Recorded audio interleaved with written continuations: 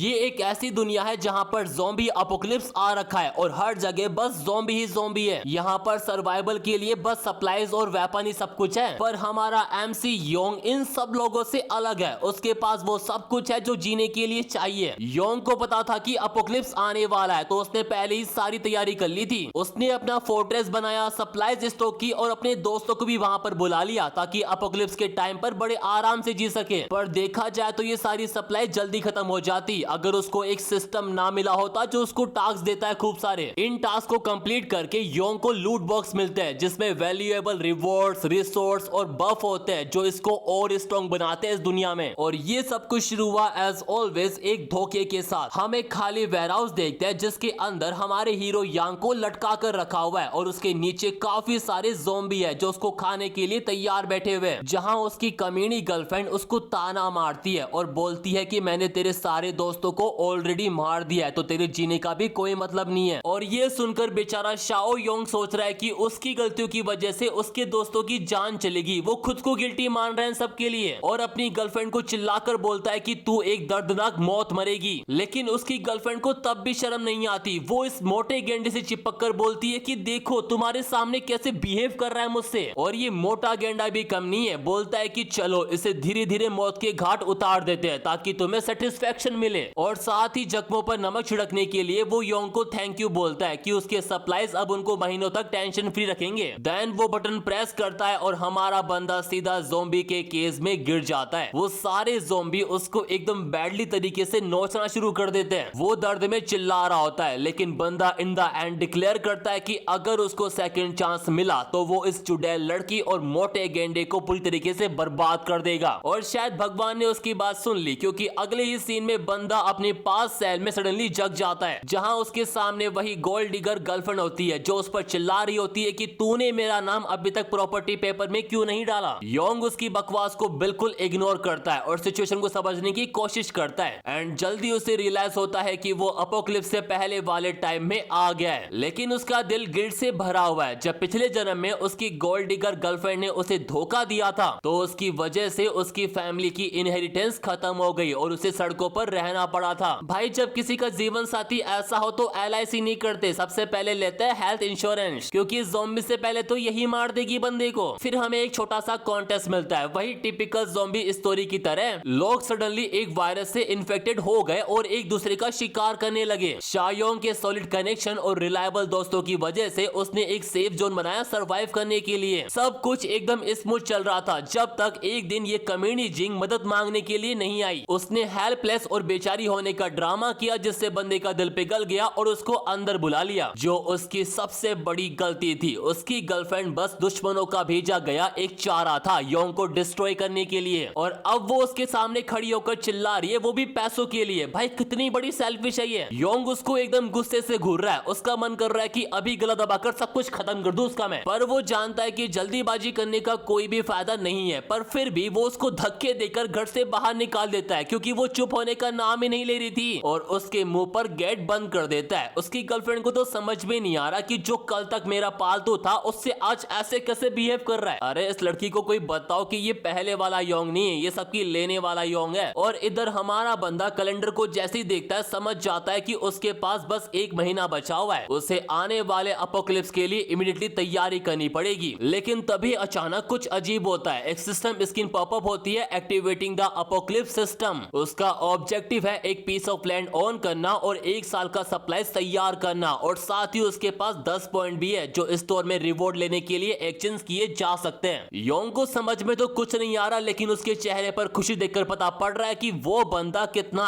Excited है। उसके पास ये नया सिस्टम है जो अपोकलिप्स में उसकी हेल्प करने वाला है। उसके स्टोर में अभी के लिए 3 आइटम है, एन्चेंटमेंट पोशन, सर्वाइवल किट और एक प्रोटागोनिस्ट सप्लाईज बॉक्स। जो मैं बता रहा हूँ काफी इंटरेस्टिंग है और हर आइटम के लिए अलग अलग पॉइंट चाहिए। भाई बंदा अभी रिवॉर्ड नहीं हुआ है और सब कुछ इतना अच्छा हो रहा है उसके साथ। फिर योंग को याद आता है कि इस टाइम पे वो कितना मिजरेबल था क्योंकि वो हर एक पैसा उस कमीनी गर्लफ्रेंड की डोरी के लिए जोड़ रहा था। उसने खाना छोड़ा, भूखा रहा बस पैसों की बचत करने के लिए। भाई उसने इतना सब कुछ किया वो भी ऐसी लड़की के लिए जिसने इन द एंड उसकी ही ले ली। वाह भाई वाह। खैर वो अपना फोन उठाता है और रियलाइज करता है कि उसे कुछ खाना ऑर्डर करना चाहिए, क्योंकि ज़ॉम्बी तो वैसे भी उसे कुछ खाने देंगे नहीं ना। उसके थोड़ी देर बाद वो अपने डिनर को देखता है और खुश हो रहा है। बंदा अपना एक्सपेंसिव टेक आउट एंजॉय कर रहा है। वो इतना एक्साइटेड है कि जैसे एक बाइट लेता है, योंग भी लाइक कि उसको जीती जी स्वर्ग मिल गया हो। देन वो खाने पर टूट पड़ता है जैसे कोई बच्चा जो 2 दिन से भूखा पड़ा हो। और अगले ही मोमेंट उसे एक फोन आता है। योंग चेक करता है और देखता है कि ये तो उसकी गर्लफ्रेंड की बेस्ट फ्रेंड वैन सुया का कॉल है। और टिपिकल टॉक्सिक बेस्टी के स्टाइल में वो उस पर चिल्ला रही है कि उसने उसकी फ्रेंड के साथ ऐसा बिहेव करने की हिम्मत कैसे की, वो उसे गालियां दे रही है। पर हमारा बंदा बिल है कि उसका फोन ही काट देता है कि चल निकल यहाँ से। फिर वो अपना ध्यान अपने टास्क पर लगाता है, एक पीस ऑफ लैंड खरीदना। उसका गोल है एक सॉलिड फोर्ट्रेस बनाना जो इजिली डिफेंड हो सके, पर साथ में उसके आसपास पानी और जंगल भी होना चाहिए। सो अगले दिन हमारा भाई काम पर निकल जाता है। वो एक रियल एस्टेट कंपनी के अंदर जाता है और एक प्रॉपर्टी कंसल्टेंट से बात करता है अपनी रिक्वेस्ट के लिए। वो कंसल्टेंट उसको ग्रीट करती है और पूछती है कि उसे घर खरीदना है या फिर रेंट पर लेना है। पर बंदे के बोलने से पहले ही कोई वहां पर आ जाता है, उस लड़की का सीनियर यानी कंपनी का सेल मैनेजर जे। वो आते ही कंसल्टेंट को ऑर्डर देता है कि फ्रंट पर बेकार बैठने के बजाय बैक में जाकर लो लेवल के काम कर ले। और ये मैनेजर इतना घटिया किस्म का इंसान है जो योंग के कपड़े देखकर उसे जज करता है कि ये यहाँ पर कोई भी घर खरीदने के लिए नहीं आया, बस टाइम पास करने के लिए आया है। पर हमारा बंदा भी बोल देता है कि तू मुझे नीचे दिखाने की कोशिश कर रहा है क्या। लेकिन सॉरी बोलने के बजाय ये मैनेजर अपनी बात पर जोर देता है, कहता है कि तुझ जैसे बंदे टॉयलेट भी अफोर्ड नहीं कर सकते तो तुझे सीरियस लेने का कोई भी मतलब नहीं बनता। योंग इस बंदे की बातों से गुस्सा हो जाता है और कहता है कि चल ठीक है, आज तुझे मेरी औकात दिखाई देता हूँ मैं। बंदा अपना अमेरिकन एक्सप्रेस कार्ड निकालता है और प्राउडली कहता है कि वो यहाँ पर लैंड खरीदने के लिए आया है। और ये सुनकर वहां खड़े सभी लोग शॉक हो जाते हैं। उन्हें तो यकीन नहीं होता कि एक बंदा पूरा का पूरा लैंड खरीद सकता है। लोग उसको टाइकून बोल रहे हैं। फिर कंसल्टेंट बड़ी पोलाइटली उसको बोलती है कि उसके साथ है, वो उसको प्रॉपर्ली ब्रीफ करेगी सारी डिटेल के साथ। और इधर ये मैनेजर अभी भी गुस्सा हो रहा है और सोचता है कि ये बस यहाँ पर शो ऑफ करने के लिए आया, जब पैसे चुकाने की बारी आएगी तब भाग जाएगा। फिर ये लड़की योंग को लैंड ऑप्शन की लिस्ट दिखाती है, पर हमारा बंदा यहाँ पर कोई लिस्ट देखने के लिए नहीं आया है। वो अपनी एग्जैक्ट रिक्वायरमेंट बताता है ताकि उसके अकॉर्डिंग उसके लिए परफेक्ट चीज ढूंढ सके। पहली बात, उसको एक ऐसी जगह चाहिए जो माउंटेन के पास हो, जहां फ्रेश और फ्लोइंग पानी का सोर्स हो। प्रॉपर ट्रांसपोर्टेशन सिस्टम भी होना चाहिए। और लास्ट में उसको एक फैक्ट्री या बड़ा घर वाली जगह चाहिए। देन इन रिक्वायरमेंट को ध्यान में रखकर लड़की अपने ऑप्शन सोचती है। तभी मैनेजर कहता है कि इस डिस्ट्रिक्ट में एक प्लॉट है जो आपकी सारी रिक्वायरमेंट पूरी करता है, पर वो अभी इनकम्प्लीट है, अनफिनिश्ड फैक्ट्रीज और दूसरी कॉम्प्लिकेशन से भरा हुआ है, और इसलिए इस लड़की ने भी उसको रिकमेंडेड नहीं किया था। पर इस मैनेजर को इन सब से घंटा फर्क नहीं पड़ता। वो सोचता है कि ये बंदा जानबूझकर ऐसी बकवास रिक्वायरमेंट बोल रहा है, क्योंकि ऐसे कस्टमर कभी खरीदने के मूड में होते ही नहीं है। पर ये सुनकर योंग पूछता है कि क्या इस डिस्ट्रिक्ट का प्लॉट सच में उसकी रिक्वायरमेंट को पूरी करता है क्या। वो लड़की हाँ बोलती है, पर उसे बताती है कि वहाँ अनफिनिश्ड फैक्ट्रीज है और प्रोजेक्ट लीडर ने भी काम छोड़ दिया है। योंग जैसे ही प्लॉट के रिकॉर्ड चेक करता है, वो रियलाइज करता है कि ये उसके लिए काफी अच्छा है। ये प्लॉट उसके लिए एकदम बढ़िया है, और अगर तारों की घेराबंदी कर देना तो डिफेंड करना इजी हो जाएगा और अटैक करना मुश्किल है। अनफिनिश्ड फैक्ट्रीज तो उसके लिए बोनस है। देन वो प्लॉट खरीदने के लिए अग्री करता है और कॉन्ट्रैक्ट साइन करने को बोलता है। पर ये सुनकर कंसल्टेंट टोटली शॉक हो जाती है कि ये कस्टमर ऐसी जगह खरीद रहा है जहां अनफिनिश्ड फैक्ट्रीज पड़ी हुई है। फिर योंग कहता है कि जल्दी से कॉन्ट्रैक्ट लेकर आओ, मुझे किसी आदमी का घमंड तोड़ना है यहाँ पर। और अगले ही मोमेंट मैनेजर बिल देखकर कंप्लीटली शॉक हो जाता है। उसे तो समझ नहीं आ रहा कि एक बंदा इतना बड़ा डिपॉजिट कैसे दे सकता है, वो भी ऐसे प्लॉट के लिए जहां बस रैंड डाउन फैक्ट्रीज पड़ी हुई है। उसके लिए मिलियंस देना कोई सेंस नहीं बनता। और अब आता है फनी सीन। योन मैनेजर को याद दिलाता है कि उनकी डील क्या हुई थी स्टार्टिंग में। अब जब उसने प्लॉट खरीद लिया है तो मैनेजर को एक लॉर्ड ऑफ क्रैब खाना पड़ेगा, मतलब जो हम सुबह सुबह निकालते हैं वो। पर योंग उसे छोड़ देता है और वहां से निकल जाता है। लेकिन मैनेजर के कलीग्स उसका मजाक उड़ाते हैं, बोलते हैं कि जब तू खाएगा मैं उसकी लाइफ करूंगा, तो जल्दी कर।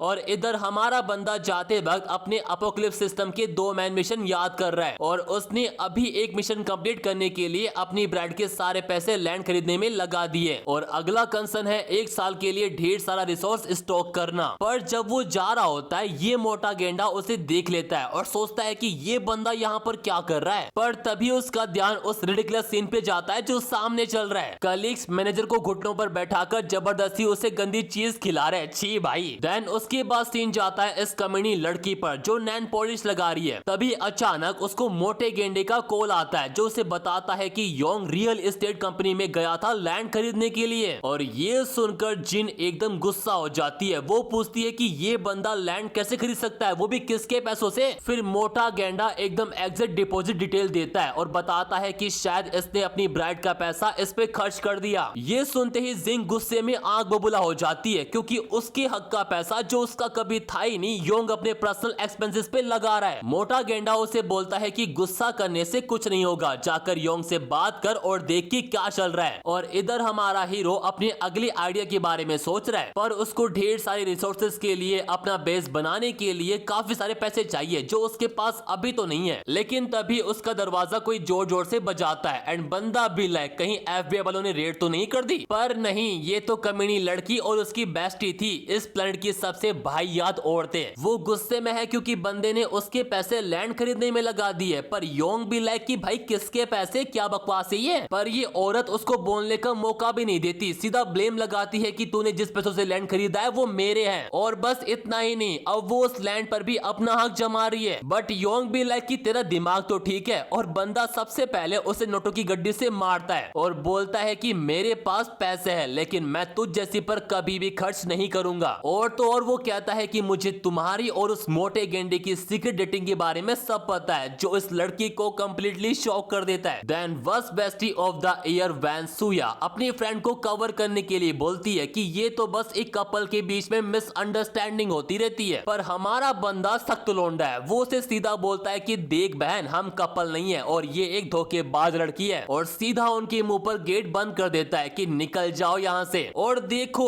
गिल्ट फील करने के बजाय इस लड़की को बस ये बात परेशान कर रही है कि योंग को उनके सीक्रेट रिलेशनशिप का पता कैसे पड़ा, जबकि वो तो होटल में जाते वक्त डबल बार चेक करते थे। भाई इससे पता पड़ रहा है कि ये कितनी बड़ी गोल्ड डिगर लड़की है। ऐसी लड़कियों से हमेशा दूर रहना चाहिए, चाहे हाथ से काम चला लो भाई। उसकी बेस्टी भी सरप्राइजिंगली शॉक है क्योंकि उसको भी पता नहीं था कि ये सीक्रेट रिलेशनशिप कब शुरू हुआ। वो अपनी बेस्टी से पूछती है कि तू उस अधेड़ उम्र वाले आदमी के साथ गुलू गुलू कर रही थी। फिर ये एकदम बेशरम लड़की उसे बताती है कि वो तो बस एक दो बार होटल में गए थे और कुछ भी नहीं। बस एक दो बार, मतलब बस कैसे बोल सकती है ये। पर ये सुनकर उसकी बेस्टी को पता पड़ जाता है कि योंग के खिलाफ उनका कोई भी लिवरेज नहीं बचा, तो उनको बाद में एक नए प्लान के साथ वापस आना पड़ेगा। और भाई ये बेस्टी भी कम नहीं है, वो इन सब के बीच में अपना फायदा देख रही है कि अच्छा हुआ योंग उसके बीच में सब कुछ खत्म हो गया, अब उसे मैं पटाऊंगी। हाँ, जैसे वो पटने के लिए बैठा है। फिर हम योंग पर फोकस करता है जो अभी अपने अधूरे फैक्ट्री प्रोजेक्ट को देखने के लिए आया है। कंस्ट्रक्शन कंपनी का क्रू लीडर उसे बताता है कि काफी चीजें रिनोवेट करनी पड़ेगी और प्रॉपर डिफेंस सिस्टम इंस्टॉल करना पड़ेगा, जिसकी वजह से टाइम तो लगेगा। और फनी बात तो यह है कि इतने सारे डिफेंस सिस्टम देखकर लीडर भी बोल देता है कि भाई तूने कोई कांड तो नहीं किया ना जो इतना सब कुछ लगा रहा है अपने घर के अंदर। पर योंग बिना कोऑपरेट किए सीधा बोलता है कि मुझे काम 1 महीने के अंदर कंप्लीट चाहिए। पर लीडर भी साफ कर देता है कि ये नामुमकिन है, चाहे कितने भी लोग लगा दो, 1 महीने में कंप्लीट हो ही नहीं सकता। लेकिन थोड़ी देर बाद वो फिर से बोलता है अगर टाइम से पहले काम कंप्लीट कराना है तो पैसे भी उतने ही देने पड़ेंगे, काम तेजी से होगा तो मिनिमम 20 मिलियन लगेंगे। लेकिन हमारा बंदा बिना किसी टेंशन के मुस्कुराता है और पूछता है कि बस इतना ही चाहिए तुझे। लीडर कहता है कि उसे 5 बिलियन का अपफ्रंट पेमेंट अभी करना पड़ेगा ताकि काम जल्दी से शुरू हो सके। और गैस व्हाट, हमारा बंदा रेडी है। वो कहता है कि 1 हफ्ते के अंदर पैसा ट्रांसफर कर देगा, बस काम में डिले नहीं होना चाहिए। ये सुनकर लीडर लिटरली स्पीचलेस, उसके दिमाग में पक्का ही चल रहा है कि ये बंदा कहीं चाइनीज एलन मस्क का बेटा है क्या। और योंग ये भी क्लियरिफाई कर देता है कि अगर उसने पैसा नहीं दिया या कुछ उल्टा सीधा हो गया तो वो प्लॉट का नाम क्रू के नाम पर कर देगा ताकि उनको लॉस ना हो। और उनके बीच में डील हो जाती है। पर उसी वक्त उसकी गर्लफ्रेंड सॉरी एक्स गर्लफ्रेंड की बेस्टी वहां पर आ जाती है और आते ही बड़ी चिपकू हरकत करती है। वो योंग का हाथ पकड़कर बोलती है कि तुम यहाँ पर क्या कर रहे हो। पर हमारा बंदा सख्त लोंडा है, उसे पता है कि पिछले जन्म में ये लड़की एक स्कैंडल में इन्वॉल्व थी और उसने जिनकी मदद की उसकी फैमिली प्रॉपर्टी चुराने में, और इस बार वो इन सब का बदला लेगा, वो भी ब्याज समेत। लेकिन अभी के लिए वो पूछता है कि तुम यहाँ कैसे आई। वो कुछ रिप्लाई तो नहीं करती बल्कि बड़ी स्माइल के साथ बोलती है ये वही जगह है ना जो तुमने अभी खरीदी थी, तुम यहाँ पर क्या कोई विला बनाने वाली हो क्या। पर अब बंदा सख्त मोड में आ जाता है, उसका हाथ छुड़ा के डायरेक्टली बोलता है कि ये तुम्हारा मैटर नहीं है, जिससे बंदी को गुस्सा आ जाता है। उसे यकीन नहीं होता कि योंग इतना रूड बिहेव कैसे कर रहा है, जबकि नॉर्मली जब भी वो उसका हाथ पकड़ती थी तो योंग का चेहरा एकदम लाल हो जाता था, लेकिन अब इसे देखो, इसे कुछ फर्क ही नहीं पड़ रहा। और इधर हमारा हीरो इन सब बकवास पर ध्यान दे ही नहीं रहा। वो कंस्ट्रक्शन क्रू को बोलता है कि गेट के लिए थोड़ा एक्स्ट्रा स्पेस स्पेंड करो, और यहाँ ये बंदी फ्रस्ट्रेट हो जा रही है कि इतना बड़ा मौका मिलने के बावजूद भी वो योंग को मैनिपुलेट नहीं कर पा रही है। उसे अच्छे से पता है कि जिंग का रिलेशनशिप ऑलरेडी खराब हो चुका है, और अगर वो उसे कंप्लीटली आउट कर दे तो ये लैंड भी उसका हो जाएगा। भाई सच में बंदे के पल्ले ऐसी कमीनी लड़कियां क्यों पड़ती है। फिर अपार्टमेंट वापस जाकर यांग अपने घर को गिरवी रख के फंड अरेंज करता है, लेकिन फिर भी वो इनिशियल 5 मिलियन का पेमेंट कंप्लीट नहीं कर पाता।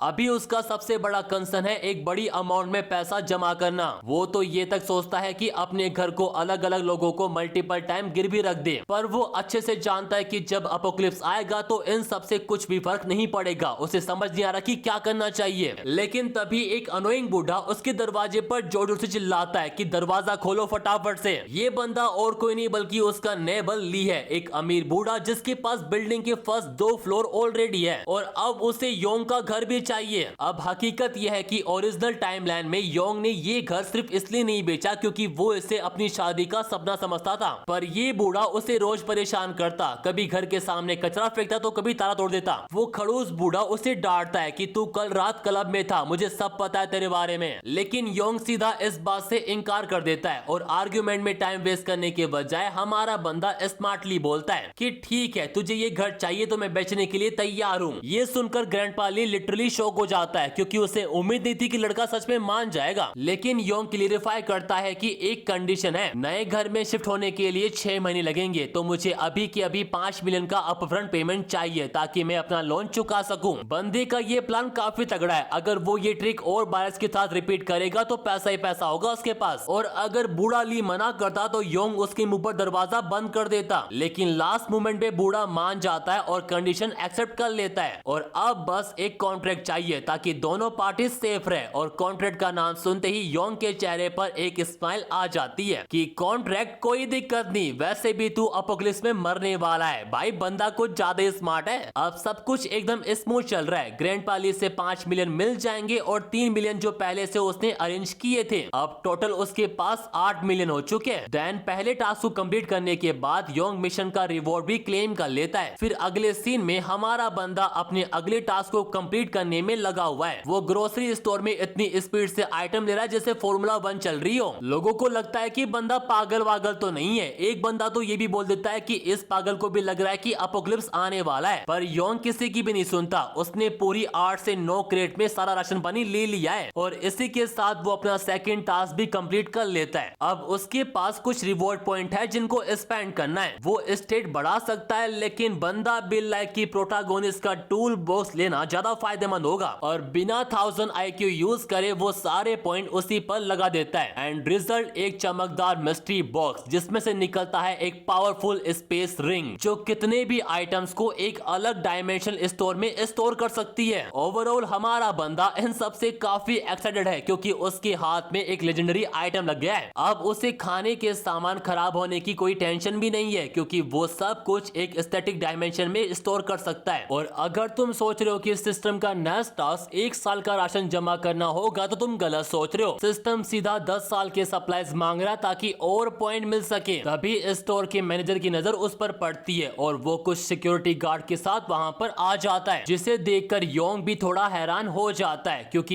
ये बंदा यांग ताओ उसका क्लासमेट हुआ करता था। वो हमेशा कमजोर बच्चों को तंग करता था, इंक्लूडिंग हमारा हीरो जो कभी भी उसकी बातों में नहीं आया। और अब ये बंदा यहाँ आके चिल्लाने लगता है कि सारा सामान वापस करो, यहाँ तमाशा मत करो। लेकिन शा योंग एक फियरलेस स्माइल देता है और बोलता है कि तेरा एटीट्यूड तो आज भी वैसा ही है, मैं यहाँ पर कुछ खरीदने के लिए आया हूँ, क्या तुम लोग कस्टमर के साथ ऐसे ही बर्ताव करते हो क्या? लेकिन ये बंदा उसे धमकी देता है कि तुरंत इन सब का पैसा दे वरना जो आगे होगा उसका ब्लेम हमें मत करना। देन 1 घंटे बाद 4 रिसेप्शनिस्ट मिलकर फाइनली उसका चेकआउट प्रोसेस कंप्लीट करते हैं। टोटल बिल होता है लगभग 57,000 येन। फिर यांग ताओ उसे फोर्स करता है कि कार्ड स्वाइप कर और अभी के अभी पेमेंट कर। Acting like a god tyre boss, Yang confident style में जैसे ही कार्ड स्वाइप करता है ये बंदा लिटरली शॉक हो जाता है कि ट्रांजैक्शन सक्सेसफुल। उसके होश ही उड़ जाता है। भाई बंदे की अच्छी खासी बेइज्जती हो गई और वो अपने लोगों के साथ निकल लेता है वहाँ से। लेकिन हमारा हीरो का अभी तक खत्म नहीं हुआ, वो उसे रोकता है और कहता है मुझे सामान खरीदने के लिए तुझ जैसी की बकवास सुननी पड़ी तो या तो मुझसे अपोलॉजी मांग वरना मैं ये सारी चीजें वापस कर दूंगा। ये सुनकर यांग ताओ लिटरली गुस्सा हो जाता है। उसे लगता है कि योंग को शायद अपनी जान प्यारी नहीं है, पर भैया आजकल का जमाना ऐसा है कि हर जगह कैमरा होता है और कुछ भी वायरल हो जाता है। बाकी कस्टमर भी ये सीन देख रहे होते हैं। वो अपना फोन निकालते हैं और मैनेजर को बोलते हैं कि अभी इससे माफी मांग वरना टिकटॉक पर फेमस हो जाएगा। और इधर योंग भी लाइक कि एक अपोलॉजी तुझे हर्ट नहीं करेगी, शायद मैं 10x सामान ले लूं तुझसे। यांग तेओ सोचता है कि ये बंदा अब कुछ ज्यादा ही ओवर कर रहा है, लेकिन योंग जैसे ही कार्ड स्वाइप करता है बैलेंस दिखाता है 7 मिलियन येन। ये देखकर यांग ताओ लिटरली स्पीचलेस हो जाता है, उसका मुंह खुला का खुला रह जाता है। देन वो फाइनली हेड डाउन करके माफी मांगता है, लेकिन योंग का मन अभी भी नहीं भरा। उसके सर पर हाथ रख के कहता है आगे से लोगों से बिना वजह बदतमीजी मत करना। देन वो वहाँ से जा रहा होता है। यांग ताओ क्यूरियोसिटी में उससे पूछता है तूने ये सब सामान किस लिए खरीदा? और योंग फुल बॉस स्टाइल में बोलता है कि तेरा क्या लेना देना, मैं कुछ बड़ा प्लान कर रहा हूँ। तभी ये बंदा सॉफ्टली कहता है कि अगर उसको और खरीदना है तो उसे किसी होलसेलर की नीड होगी। ये सुनकर योंग इंटरेस्टेड होता है और पूछता है क्या उसका किसी होलसेलर से कनेक्शन है क्या? और सरप्राइजिंगली वो कंफर्म करता है कि हमारा पुराना लीडर ज़ैंग शैंगजी अब होलसेलर बिजनेस में काम करता है। और वो खुद कॉल करता है अपने इस बॉस को, बोलता है कि एक बड़े क्लाइंट के लिए अर्जेंट बात करनी है आपसे। लेकिन योंग सरप्राइज तब होता है जब उसे ये रियलाइज होता है कि ये कमीना बंदा आज भी स्कूल के टाइम के बॉस के अंडर काम कर रहा है। उसे समझ नहीं आता कि इन दोनों ने बिजनेस के अंदर कितना पैसा कमाया होगा।